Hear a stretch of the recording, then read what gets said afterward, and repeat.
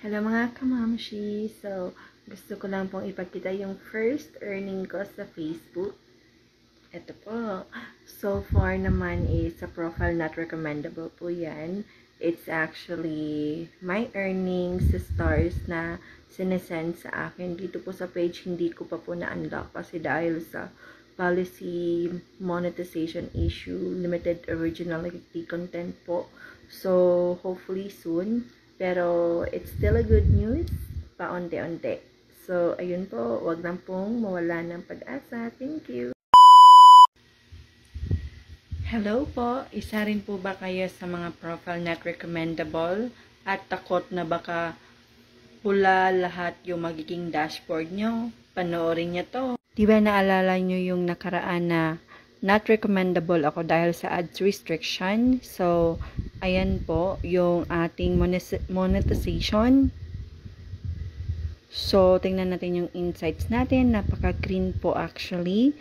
So, ano po yung batayan ko kung bakit naka-green po yun siya? Kasi nakikita ko na meron din akong unfollowers na nag-review sa aking mga videos. So, possible po dyan is yung algorithm ni Meta. So, it means to say na yung content natin is nire-recommend pa rin sa mga viewers or audience. Depende sa interest nila. So, ayan po.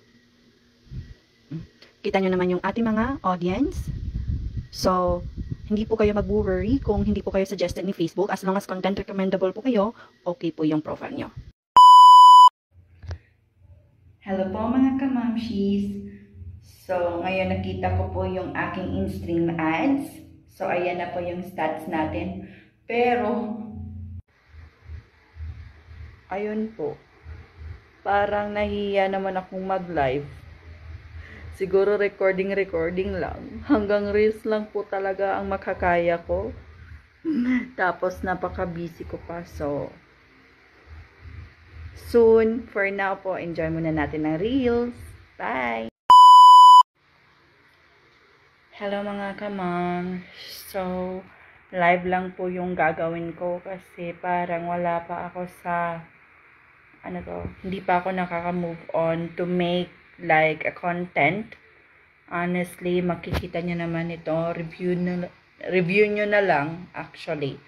So, it's really devastating to say that the profile na ads restricted needs to be deleted since that it had, or sabi ni Meta support, wala na talaga siyang pag-asa. It means to say, nandun naman lahat yung mga followers ko and all that kind of stuff, features, posts, or anything. It's just that, kaya pala hindi nag-enable yung in-stream ads ko doon. It's because it's not eligible for monetization anymore.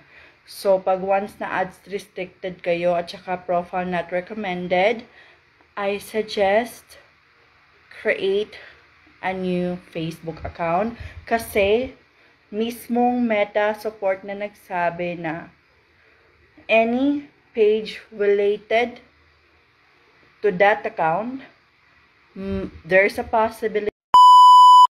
Hello mga K-Reels, meron akong masamang balita. Nagkaroon na po ako ng policy monetization. So, ayan po. Limited originality of content. So, alam ko po, meron ako na na-upload na video dito. Kaso, na-delete ko naman. At saka, sige ako hingi ng tulong si support. Pina-follow ko naman lahat. Pero parang, bigla na lang ganito. So, ito po. Ito na po yung moment of truth. So, tingnan natin yung profile recommendation. So, hindi po tayo recommended.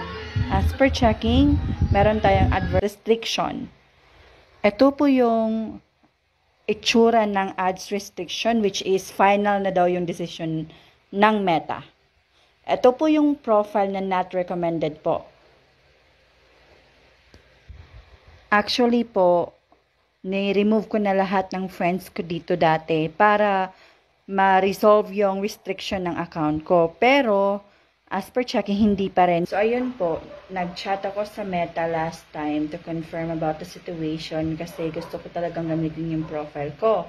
But then, I already got the ads on Reels 2 sa page ko, which is yung Mama Pearl. So, ang sabi nila is, ads account is different from monetization. So, ang ads kasi ginagamit yan siya for businesses. But still, as per Meta, yung account, as long as it shows content is recommendable naman daw, good status daw yun. It will take time to have your profile recommendation back, but just never give up. Para makita ni Meta, active tayo sa kanya, at quality yung ating videos. Yun lang po. Hi guys! So, happy kay ko na nakita na ko ni notification. Kay first time, dyan din ako nakita na keep up the good work daw. So, perfect kay si Meta. Kay frustrated ko because of the inconsistent information na ginahatag sa kuha. Pero, look at this! Padayon. How dyan mo timing si Meta ba? Dugay na ko ng ginahulat. Char, kompleto na atong Reels achievements. Sa play, thank you tanan sa supporters po. Yeah, nagpula lang nina siya na real plays kay wala kay ko nag-upload tungod siguro ginabawi ni Meta tong